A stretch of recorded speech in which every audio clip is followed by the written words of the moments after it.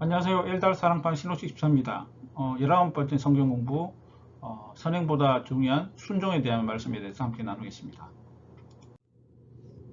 지난주 복수를 보시면 예수님은 공동체의 순수성과 평안을 위협하는 죄를 범한 사람을 징계할 때 어떤 절차를 따르라고 하시는가. 보시면 먼저 개인적으로 찾아가서 권고하고, 두 번째로는 한두 사람 데리고 와서 두세 승인으로 일단 확증을 해라. 세 번째로는 교회에 말하고 이래저래 듣지 않으면 이방인과 세리같이 여기라고 말씀하셨습니다. 오늘 학습 목표는 구원은 사람의 선행이나 노력으로 얻어지는 것이 아니라 오직 하나님이 결정하시고 이루신다는 말씀을 믿는 것이고, 두 번째로는 하나님 나라를 위해서 이 땅에서 버리고 희생할수록 하늘의 상급이 쌓이며 희생하고 헌신하는 삶이 중요하다. 막연한 희생하는 삶이 아니라 저 천국을 위해서 그런다는 말씀입니다.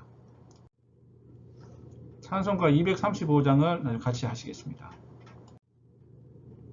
마태복음 19장 16절에서 30절까지 꼭 읽어와 주시길 부탁드립니다. 말씀 돋보기 첫 번째, 예수님은 영생을 얻으려면 어떻게 하라고 말씀하시는가. 구체적으로 예는 보시면 계명을 지키라고 말씀하시고, 살인하지 말라, 간음하지 말라, 도적질하지 말라, 거짓 증언하지 말라, 내 부모를 공경하라, 내 이웃을 내 자식과 같이 사랑하라고 말씀하셨습니다. 이 영생이라는 부분은 하나님이 인정하시는 삶입니다. 우리는 선행을 통해서 영생을 소유할 수 있다고 생각할 수 있는데 그게 아니고, 구원은 하나님이 이루시는 것임을 우리는 분명히 깨닫는 것이 필요하겠습니다.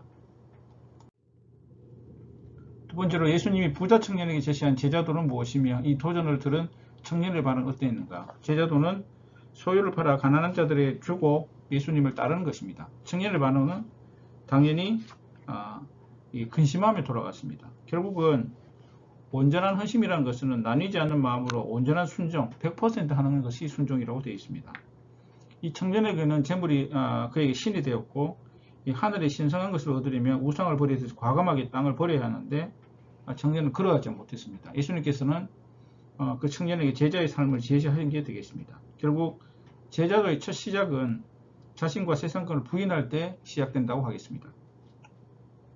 이 말씀을 보면서 하나님과 재물을 겸하여 섬길 수 없다는 말씀이 기억이 납니다.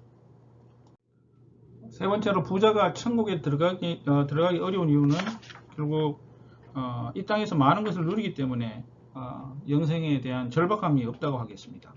이에 대한 예수님의 대답은 사람으로는 할 수 없으나 하나님으로는 다 하실 수 있다고 말씀하셨습니다. 대부분의 부자는 이 땅에서 많은 것을 누리기에 영생에 대해서 절박함이 없습니다. 사람이 자신의 노력으로 구원에 이르는 것은 불가능하지만 하나님을 하실 수 있고, 사람의 구원은 오직 하나님이 결정하시고 이루신다는 것을 꼭 기억해야 되겠습니다. 모든 것을 포기하고 예수님에 따른 제자들이 하나님 나라에서 받게 될 보상은 28절 보시면 12보좌에 앉아 이스라엘 12지파를 심판하는 영광과 권세를 누리게 되고, 상속은 영생을 상속하게 됩니다. 아무 조건 없이 보상을 요구하지 않고 온전히 하나님만 의지하며 천국 시민으로 사는 것이 좋긴 하지만, 때로는 삶이 고단하고 힘들 때는 장차 받게 될 보상을 생각하며 힘을 낼 수 있다면 하나님께 질문하고 기도하는 것이 참 좋겠습니다. 영생은 사람이 노력해서 얻는 것이 아니라 하나님이 예비해 두신 선물임을 꼭 기억해야 되겠습니다. 먼저 된 자가 나중되고 나중된 자가 먼저 될 것이라는 예수님의 말씀이 강조하는 것은 무엇인가. 결국 하나님 나라는 차별이 없다는 것을 강조하고 계십니다. 우리는 하나님 나라를 위해 이 땅에서 되도록 많은 것을 희생하고 헌신하는 삶을 살아야겠습니다. 이는 영생을 누리며 즐길 보상을 위한 가장 확실한 투자라고 생각합니다. 썩어 없어질 것으로 영원히 썩지 않을 것을 얻는 투자는 참으로 지혜롭고 귀한 투자이며, 이 투자를 반드시 함께하는 우리 사랑방 식구들이 되었으면 좋겠습니다. 삶의 내비게이션 보시겠습니다. 부자 청년은 우리가 구원을 받았음을 처음 깨달은 적은 언제인가. 만일 아직 구원의 확신이 없다는 그 이유는 무엇인가. 나중에 함께 나눠보겠습니다. 결국 많은 그리스도인이 믿음으로 구원받는다는 사실을 알면서도 구원받았다는 확신을 갖지 못하는 경우가 종종 있습니다. 이게 구원의 확신이 흔들리는 이유를 보게 되면 죄의 반복이라든지 감당할 수 있는 시험이라든지 변화되지 않는 자신의 모습과 게으른 신앙생활 때문에 우리가 구원에 대한 확신이 많이 흔들릴 때가 있습니다. 이 구원에 대한 확신을 유지하기 위해서는 말씀과 기도, 예배를 통해 지속적으로 은혜를 공급받는 것이 참 중요하겠습니다. 두 번째로 우리가 다른 사람에게 어떤 선행을 베풀었으며 온전한 순종을 위해 지금 우리가 주님께 드릴 것은 무엇인가? 우리가 하나님의 제물을 맡은 청지기로서 주님이 쓰시겠다고 할 때까지 잘 관리할 책임이 있습니다. 맡은 것을 잘 관리하다가 하나님께서 쓰시고자 할 때 하나님이 드리면 가장 합당하다고 하겠습니다. 이 순종에는 선행 이상의 믿음이 요구되고 슬기로운 신앙생활을 위해서는 선행과 순종은 끝까지 함께 가는 것이 꼭 필요하겠습니다.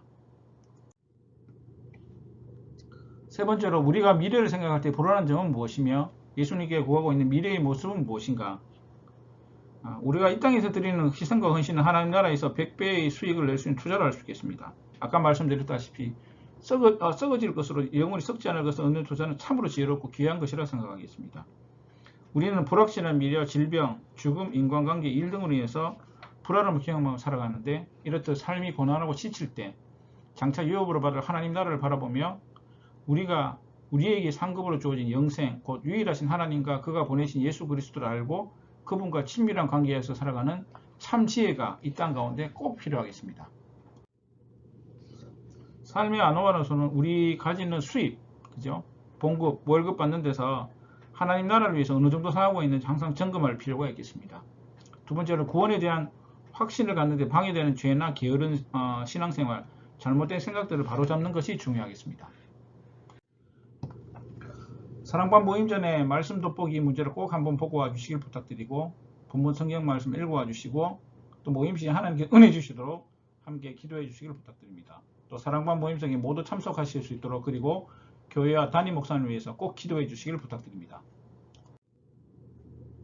이 녹화하는 순간은 12월 마지막입니다. 우리 식구들을 만나게 될 19번째 성경 공부할 사랑방에는 새해가 될 것 같습니다. 새해 복 많이 받으시고 올해도 내년도 예수님과 동행하는 또 한 해가 되시기를 기도합니다. 감사합니다.